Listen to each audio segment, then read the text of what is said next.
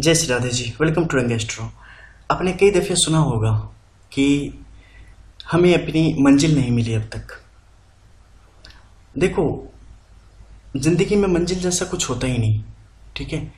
अगर एक कहो कि सबसे बड़ा झूठ इस धरती का क्या है तो यही है कि हमें मंजिल मिली नहीं या हमें मंजिल मिल गई। अगर कोई एक कहता है कि हमें मंजिल मिल गई तो समझ लो मर चुका है, अब उसमें कुछ नहीं है, वो अपने किरदार के बाहर जा चुका है। और अगर आप कहते हो कि हम अपनी मंजिल की तरफ बढ़ रहे हैं तो आप खुद से झूठ बोल रहे हो, क्योंकि ये जो एक कहानी है ना मंजिल की, ये वास्तविकता में वो जो रेगिस्तान में जो पानी वाली बात होती है ना, उस उसी तरीके की है। दीवार स्वप्न है कि हमेशा आभास होता है कि आगे पानी है। मंजिल भी बिल्कुल वैसी ही है, जब वहां पे पहुंचेंगे तो आपको फिर आगे दिखाई देगा एक दूसरा सरोवर पानी का।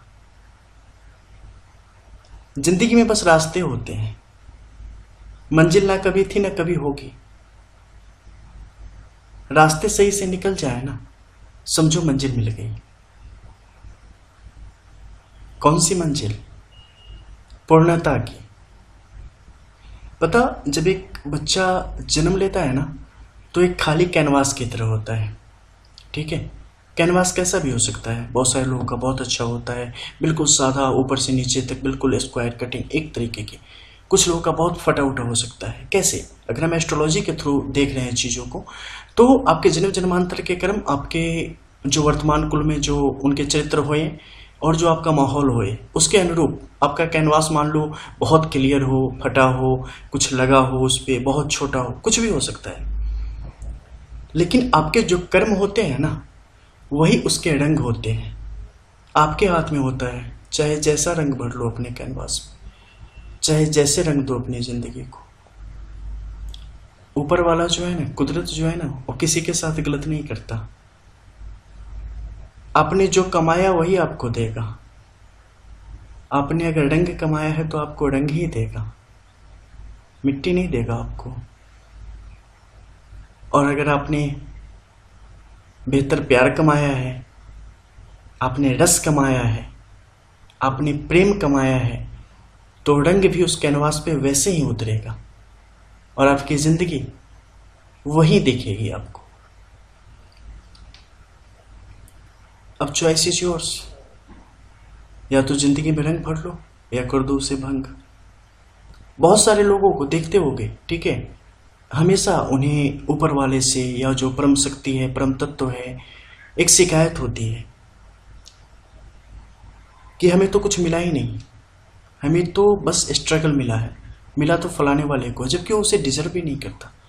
मैं सच बताऊं, अगर ऐसी शिकायत आप करते हो ना, तो अगर वो सामने कभी पूछने आ जाए ना तो शर्म से आंखें नहीं उठेंगी। जो किरदार उसने दिया उसे तो तुम निभा नहीं पाए और तुम दूसरे के किरदार में ढूंढ रहे हो। इसे कहा जाता है नाच ना आवे तो आंगन टेढ़ा, ठीक है। अगर ये दुनिया एक रंगमंच है, अगर ये दुनिया एक थिएटर है और ऊपर वाला डायरेक्टर है, तो निश्चित तौर पे आप किरदार हो। अपने किरदार को जिंदा कर दो ना, किरदार को इतना जीवंत कर दो कि सारी फिल्म आपके आसपास ही रुक जाए। कोई फिल्म देखोगे ना, कोई 10 सेकंड के किरदार में ऐसे जान भरता है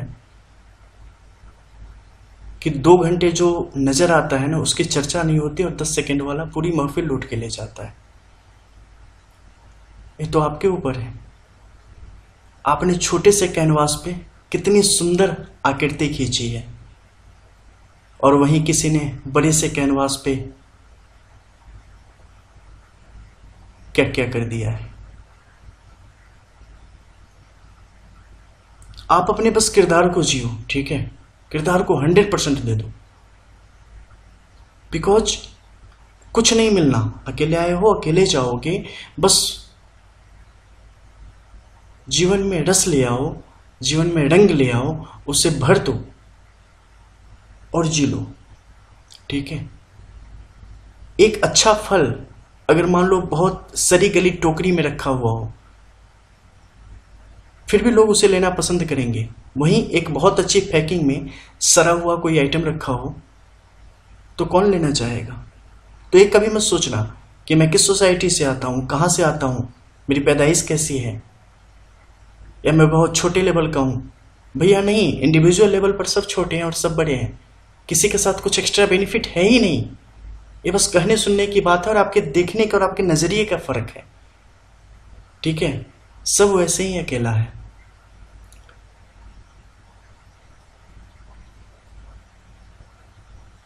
ये आपको समझना पड़ेगा।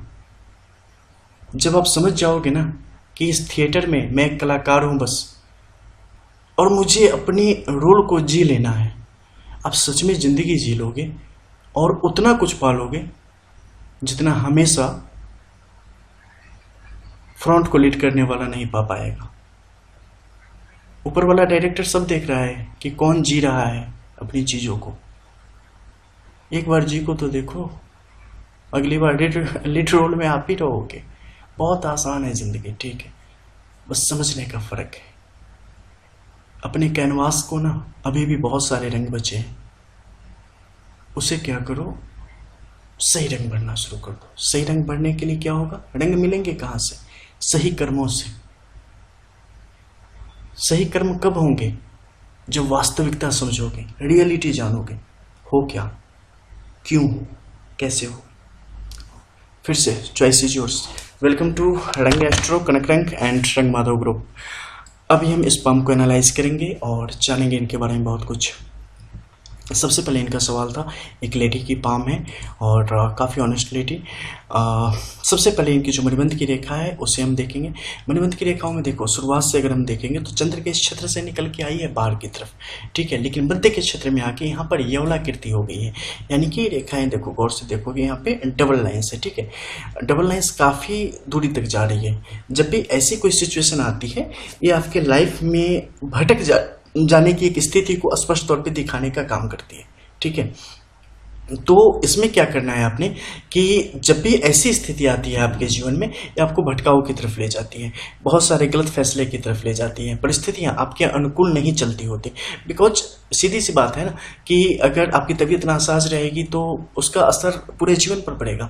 बिल्कुल उसी प्रकार से इसका पूरे जीवन पर असर पड़ता है। और खासकर जो प्रथम रेखा होती है ना, वो जीवन शक्ति को दर्शाती है। इसका मतलब वो एंटायर लाइफ, जो भी तथ्य हैं, जो भी मुख्य पहलू है, जैसे आपका आर्थिक, सामाजिक, व्यवहारिक, मानसिक जो भी स्थिति है, उन सब का प्रतिनिधित्व करने का ये काम करते हैं। और यहाँ पर जब इनकी स्थिति ऐसी मुश्किल में आ जाएगी तो इसका असर आपके तमाम जीवन पर पड़ेगा और हर एक क्षेत्र से आपके लिए परेशानियां सर उठाना शुरू कर देंगी। तो यहाँ की जो स्थिति है वो थोड़ी सी कमजोर है, इस पर समय रहते कार्य किया जाना जातक के हित में होता है। इसके अलावा देखोगे तो शुक्र की तरफ से इनकी एक शाखा के रूप में बाहर की तरफ निकली है, जिसने केतु के इस क्षेत्र को छूते हुए आगे की तरफ बढ़ने का काम किया। और जब इससे भी आगे देखोगे तो पाओगे कि एकदम पतली महीन रेखा थोड़ी दूर तक भटकी है। ऐसी स्थिति शुक्र की तरफ से आई है, यानी कि जातक के लिए जो वैवाहिक जीवन होगा, उनके जीवन में बड़ा परिवर्तन लाने का यहाँ पर स्पष्ट तौर पे काम करेगा। इसके अलावा ये जो चीजें होंगी ना, वो सुखद और दुखद दोनों चीजों को समान रूप से इनके जीवन में लाने का कार्य करेगी। वहीं पर अगर पति के रूप में कहे, अगर इन लॉज के रूप में कहे, अगर बच्चे के रूप में कहे, तो इन सबका प्रभाव जीवन के अलग अलग कालखंड में अलग अलग तरीके से व्यक्ति के जीवन पर पड़ेगा। शुरुआती दौर नकारात्मक, आगे धीरे धीरे चीजें सकारात्मक। सेकेंड और थर्ड जो लोग होंगे, जो इनके किरदार होंगे सहायक, उनकी तरफ से जातक के लिए यहाँ पर परिस्थितियां उनके पक्ष में स्पष्ट तौर पे रहेंगी। इसके अलावा जो प्रथम व्यवहार होगा वो भी आगे आने वाले समय में उसके अनुरूप जातक के लिए ठीक होता चला जाएगा। इसके अलावा हम नीचे दूसरे रेखाओं की बात अगर करते हैं तो इससे जातक के लिए हम अगर धन की सुख की स्थिति को देखते हैं, क्योंकि आपस में समाहित है यहाँ पर, तो इसकी स्थिति भी जातक के जीवन में यहाँ पर ठीक ठाक ही चल रही है। यानी कि आर्थिक समस्या जातक के जीवन में कभी नहीं होगी। वैसे भी अंगारक योग के योग बने हुए हैं तो कोई परेशानी नहीं होगी। हालांकि हम अगर बात करते हैं गुरु की, तो जैसा कि आपकी कुंडली की स्थितियों के अनुरूप हम अगर कहें तो वहाँ की चीज़ें आपके पक्ष में यहाँ पर नहीं दिखी है, ठीक है। और मार्केस की स्थिति आपके लिए थोड़े से अड़चनों को स्पष्ट तौर पे बढ़ाने का काम कर रही है। तो उससे जातक के लिए कुछ बचाव के योग होने चाहिए, क्योंकि अस्त भी है आपका और मार्केस भी है। इसके अलावा तृतीय रेखा की स्थिति की हम अगर बात करते हैं तो तृतीय रेखा से जातक के लिए यश की स्थिति अच्छी खासी स्थिति में चलती रहेगी। चतुर्थ रेखा यहाँ पर मृत स्थिति में मौजूद है। अब हम ऊपर के क्षेत्रों में चलते हैं और वहाँ से जानते हैं बारीकी से एक एक माउंट एरिया उसको देख के कि आखिर चीज़ें कैसे जातक के जीवन को यहाँ पर प्रभावित करने का काम कर रही है। देखो, लेफ्ट वार्म क्या है, कोई भी स्त्री हो या पुरुष हो, जेंडर के आधार पे कभी भी आप ये मत करना कि लेडीज का लेफ्ट देखा जाएगा और जेंट्स का राइट देखा जाएगा। नहीं, आप जिस हाथ से काम करते हो ना, मोस्टली खाते हो लिखते हो अगर राइट हैंड से, तो आपका राइट ही देखा जाना चाहिए, चाहे जेंडर कुछ भी हो। ठीक है, तो पामिस्ट्री में, एस्ट्रोलॉजी में कहीं ऐसा नहीं लिखा हुआ है कि उसके आधार पे देखा जाना चाहिए। तो ऐसा अगर कोई करता है तो समझ जाओ कि क्या है। और जब भी देखो तो दोनों पाम देखो, ठीक है, बिकॉज एक हाथ में जो है ना जग मारने के लिए लकीरें नहीं मिली है। ठीक है, एक का जो आपका जो सेकंड पाम होता है उससे आपके डेस्टिनी के बारे में पता चलता है, यानी कि प्रारब्ध। प्रारब्ध क्या है? जन्म जन्मांतर के क्रम अनुसार जो फल आपको प्राप्त होते हैं। अब देखो, बहुत सारे लोग बोलते हैं किसने देखा है जन्म जन्मांतर।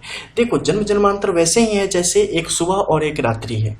ठीक है, जैसे कि दिन बीते जा रहे हैं ना, वैसे ही जन्म निकलते जाते हैं। जैसे आज आपने सुबह पौधा लगाया तो 2-4 साल के बाद वो फल देना शुरू करता है। ठीक उसी प्रकार से अगर इस जिंदगी में आपने कुछ गलतियां की हैं तो हो सके इसमें मौका नहीं मिले तो 2-4-10 जन्म के बाद मिलेंगे। लेकिन जैसे उसका फल आज ही लगाने से आज ही नहीं मिला, ठीक उसी प्रकार से जो करे रहोगे ना, उस समय अगर नहीं मिलेगा तो बाद में मिलेगा। क्योंकि आपके लिए ये जिंदगी एक ही जिंदगी है, लेकिन जो इसका बनाने वाला है ना, उसके लिए तो बस क्लियर है ना कि जैसे आपके लिए एक कपड़ा है, कपड़े बदलते हो, वैसे ही वो आपके लिए आपकी जो शरीर है वो बदलता होता है। तो आज नहीं तो कल देगा। तो बड़े स्तर पे देखो चीज़ों को तो समझ में आ जाएगी कि आपकी क्या क्षमता है, हमारी क्या औकात है, और उसी की तरह एक चींटी और दूसरे रेंगने वाले जीवों की क्या है। तो सबकी अपनी कैटेगरी है, उसके अनुसार उन्हें मिलता है। तो ये होता है प्रारब्ध।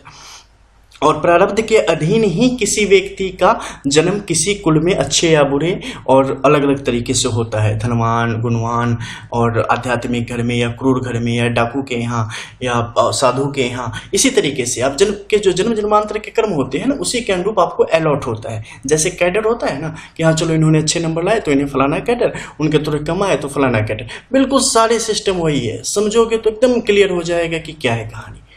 ठीक है, उसी के अनुरूप आपको चीजें मिलती है। इसीलिए हमारे शास्त्रों में जाओगे तो आपको बताया जाएगा कि कर्म अच्छे करने चाहिए, क्योंकि मोस्टली चीजें तो आपको यही दिख जाती है। ठीक है, आज का जो आपका कर्म है ना, कल के किस्मत के रूप में तब्दील होती है। ठीक है, अगर अभी आपने खाना बनाया है तो 2 घंटे के बाद आप खाओगे, भूखे नहीं रहोगे। तो अभी कर्म हुआ तभी तो किस्मत में भोजन था ना आपके। अब वहीं पे ये भी लोग कहेंगे कि हाँ, एक कर्म करना भी तो किस्मत है। जी बिल्कुल, तो उसके लिए फिर आपको जाना पड़ेगा डेस्टिनी में। तो यही सब चीजें हैं। और डेस्टिनी यानी कि क्या? डेस्टिनी 2 तरीके की चीजें हो जाएंगी। जो चल रहा है उसे भी डेस्टिनी मानो, और जो साथ में बीता हुआ है उसे भी डेस्टिनी मानना होगा।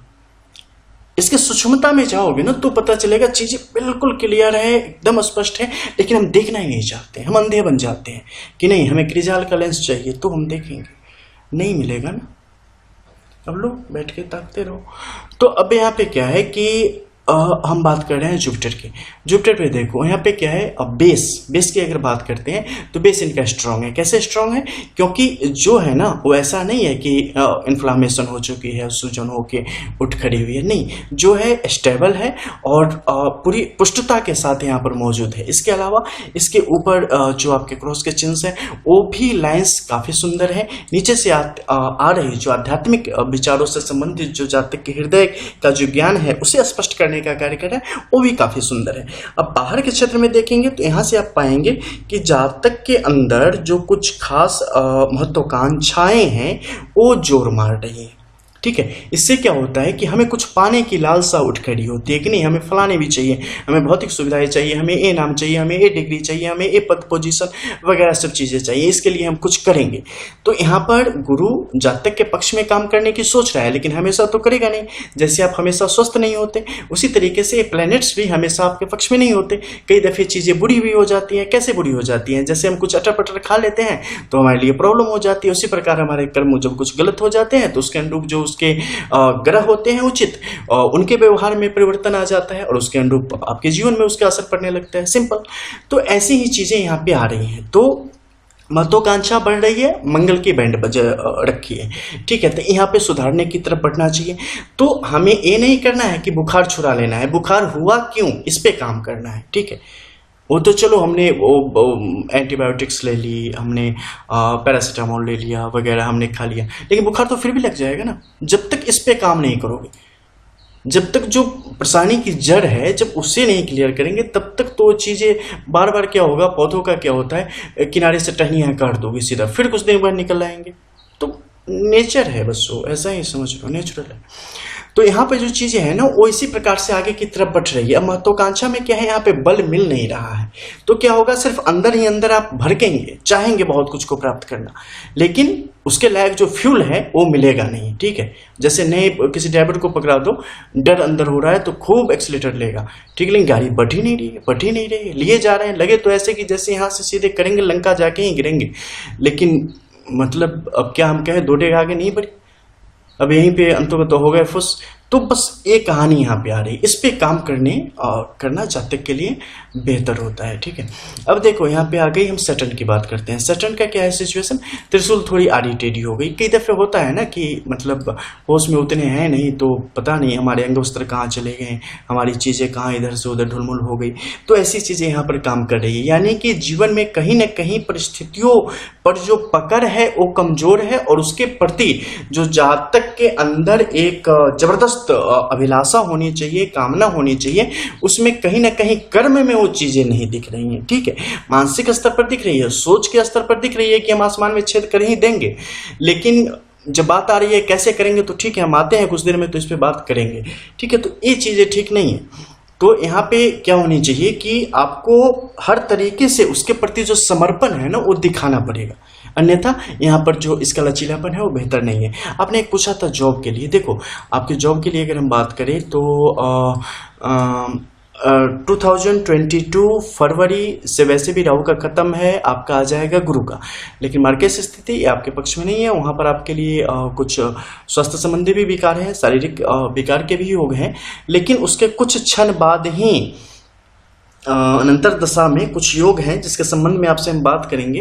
तो वहां पे आपके लिए कुछ योग बन रहे हैं, एक छोटा सा समय है, अगर वहां तक चीजें पहुंच जाती है, जो कि पहुंच जाएंगी, ठीक है, स्पष्ट अगर कर दूं तो पहुंच जाएंगी और जॉब आपके लिए मिलना आसान हो जाएगा, और तो ज़्यादा बेहतर है। लेकिन इस बार का जो आपने बोला है, इस बार में आपके लिए संशय की स्थिति वो बना रहे हैं। संशय की स्थिति इसलिए बना रहे हैं क्योंकि परिस्थिति कुछ मामलों में काफ़ी आउट ऑफ कंट्रोल है, ठीक है।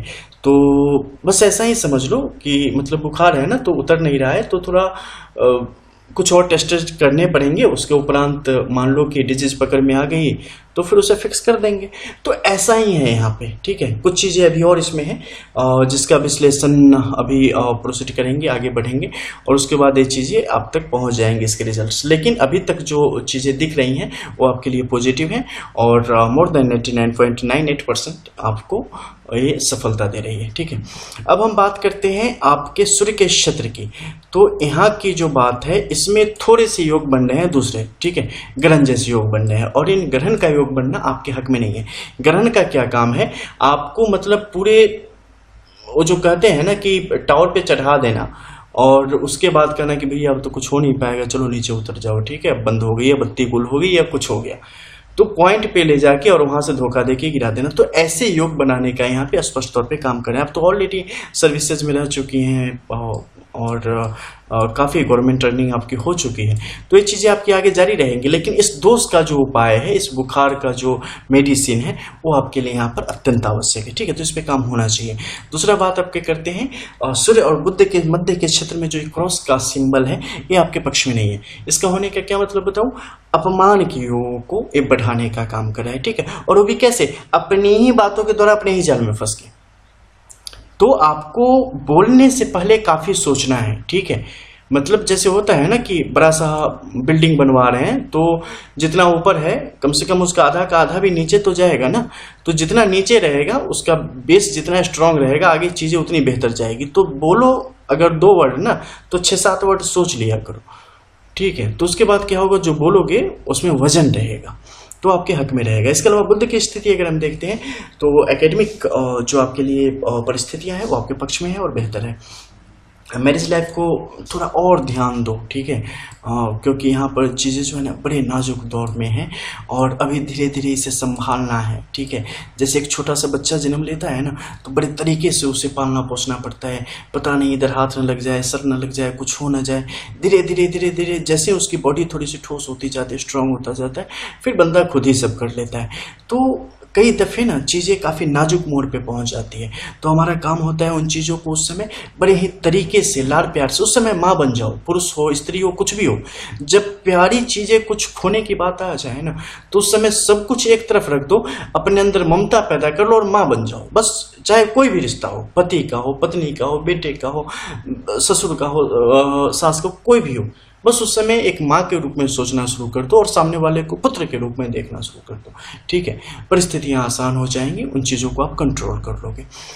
बात करेंगे आपके मस्तिष्क रेखा की। यहाँ की स्थिति बहुत मुश्किल में है, जैसे कि पता नहीं कितनी सारी टेंशन, कितनी सारी चुनौतियाँ आपके साथ एक साथ जा रही हैं। पता होता क्या है, हम अपनी आसान सी ज़िंदगी को इतनी ज़्यादा उलझा लेते हैं ना कि हमें तकलीफ देना शुरू कर देती है। मैं सच बता रहा हूँ, गांव में जाओगे ना, वहाँ पे क्या है, मतलब शहर में जितने बड़े मतलब पूरी बिल्डिंग है ना, सच में उतना बड़ा गुसल खाना आपको गांव में कहीं मिल जाएगा, या उससे भी बहुत बड़ा मिल जाएगा। लोग खेतों में चले जाते हैं ना, तो समझो, तो पूछो ही मत कितना बड़ा हो गया।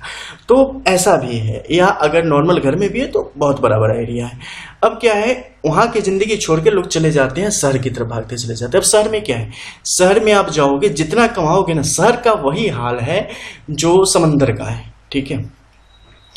तो यहाँ पे क्या है कि शहर में अगर मान लो आप गांव में 10,000 रुपये कमा रहे हो सपोज दैट, और शहर में आप 50,000 कमाओगे, तो ठीक है, शहर में आप, गांव में आप एजुकेशन का ले लो, फूडिंग का ले लो, रहने का जो आपका फेयर होता है उसका ले लो, ट्रांसपोर्टेशन का ले लो, हेल्थ का ले लो, सब कुछ का ले लो। तो गांव में आपको महीने का मान लो 500 रुपया लगेगा, और शहर में अगर 50,000 कमा रहे हो ना, तो शहर में आपके 30,000 जाने ही जाने हैं और 40,000 जाने ही जाने हैं, ठीक है। और ऊपर से दुनिया भर की टेंशन, 100 बीमारियां पूरी जिंदगी भर के लिए गिफ्ट में आपको दे ही देता है वो। लेकिन फिर भी हमें वहीं रहना है। अब आप कहेंगे कि नहीं, गांव में ऑप्शन कहाँ है ना ऑप्शन। जैसे बूंद बूंद से समुद्र भरता है ना, वैसे ही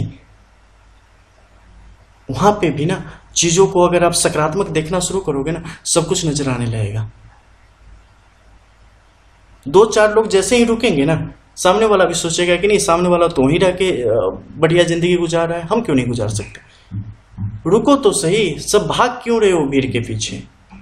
ऐसे भाग रहे हो जैसे पता नहीं वहां पे अमृत बट रहा हो, जबकि जहर बट रहा है वहां पे। रियलिटी में कुछ नहीं है, आप कुछ कमा नहीं रहे हो, आप मौत की तरफ और तेजी से बढ़ रहे होते हो, आप जिंदगी से और तेजी से दूर भाग रहे होते हो। लेकिन आपको वही चाहिए, क्योंकि आपको पढ़ाया ही गलत गया है। जानते हो, एक कहावत है कि जो अपने के नहीं होते हैं किसी के नहीं होते हैं। तो अगर आप अपने शास्त्रों के, आप अपने उपनिषदों के, आपके जो वेद हैं उनके नहीं हो, आपका जो वास्तविक स्वरूप है आप उसके नहीं हो ना, तो आप किसी के नहीं होगे। और जब खुद के नहीं हुए तो किसी के होने से भी क्या फायदा। 2 मिनट के लिए अगर मान लो हो भी जाओ तो ठीक है। तो पहले खुद के बनो और पता करो कि जीवन में चाहिए क्या, मजा या आनंद। मजा बहुत बड़ी सजा है, और आनंद परमात्मा से मिलने का एक अवसर, परम आनंद। वो आनंद जिसे ढूंढने के लिए इस दुनिया में आए थे, खो गए कहीं। क्यों खो गए? ढूंढो ढूंढो इन चीजों को, सब पता चल जाएगा कि क्या है जिंदगी और कितना कुछ खो रहे हो। आप शहर में कुछ कमा नहीं रहे हो, अब विदेशों में कुछ कमा नहीं रहे हो। पैसे जिंदगी देते ही नहीं, सच बताओ, पैसे बस मौत देते।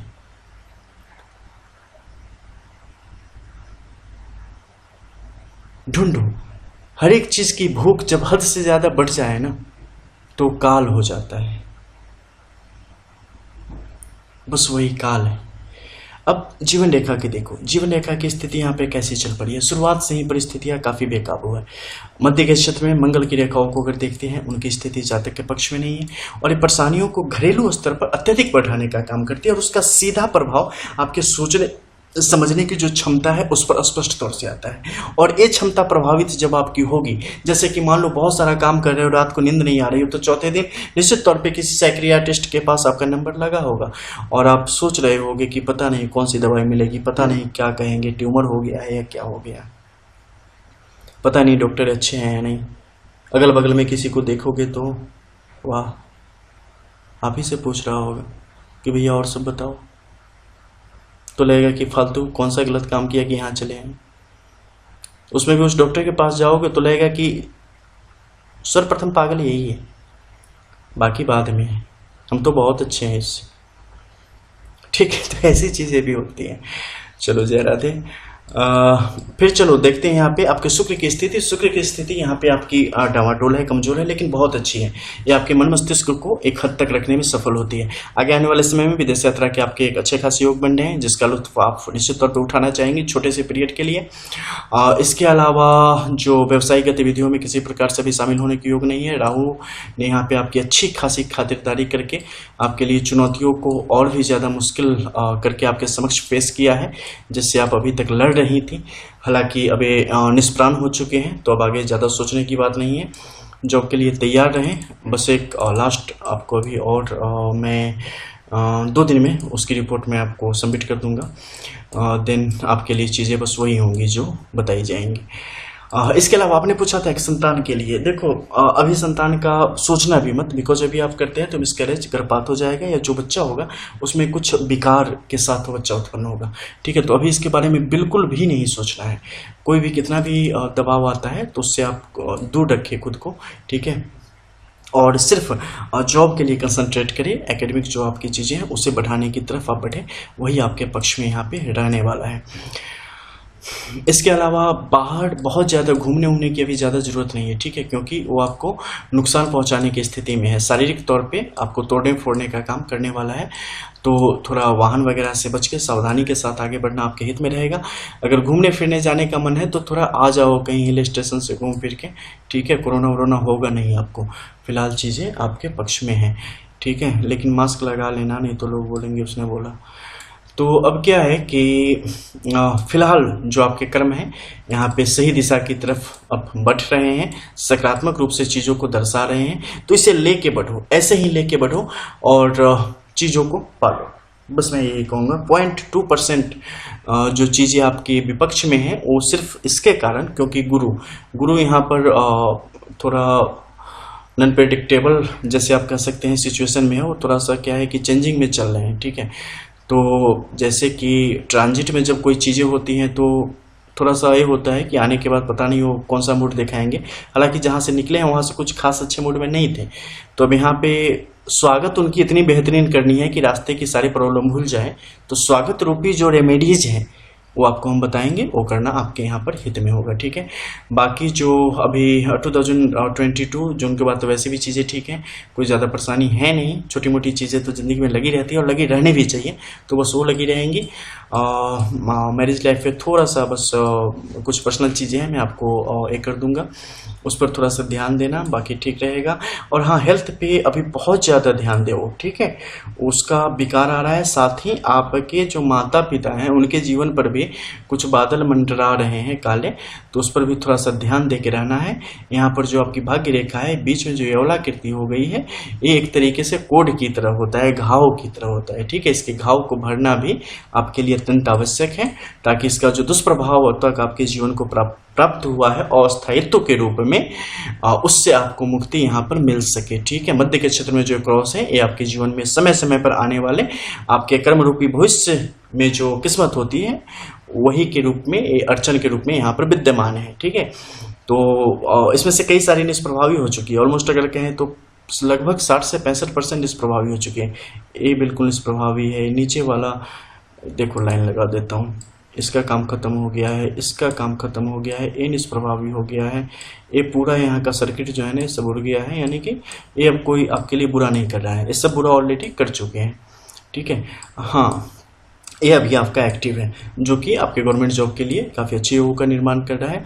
नीचे के क्षेत्र में जो है इनकी एक्टिवनेस कमज़ोर होती चली गई है। इसके अलावा जो यहाँ पर त्रिभुज की स्थिति है नीचे की तरफ, इसका होना आपके पक्ष में नहीं है। हालांकि इसका टाइम खत्म है, लेकिन इसका प्रभाव अभी रहेगा, 2 4 5 साल तक रहेगा। ठीक है, रिस क्या आ रहा है, बस ऐसा समझ लो। यहाँ सैटर्न की जो स्थिति है ग्रहण योग से पीड़ित है। इसके अलावा आपका सूर्य, जैसा कि मैंने आपके लेफ्ट फॉर्म में बताया था, बिल्कुल उसी कंडीशन में है। ठीक है, तो इस पर काम करना पड़ेगा। बुध की स्थिति ठीक है, चलो बाकी सब ठीक है। ठीक है, और जो भी आपका क्वेश्चन हो, चाहे 10 हो, 20 हो, 50 हो, सब आप टेस्ट कर सकती हैं। व्हाट्सएप वॉइस कॉल के लिए आप पूछ सकती हैं या रिकॉर्डिंग में भेज सकती हैं। सबका टू द पॉइंट आंसर। इसके बाद भी अगर क्वेश्चन बच रहे हो तो आप बोल देना या एक कर देना, आपको मिल जाएगा। ठीक है, चलो मिलते हैं फिर, तब तक के लिए जय जय श्री राधे।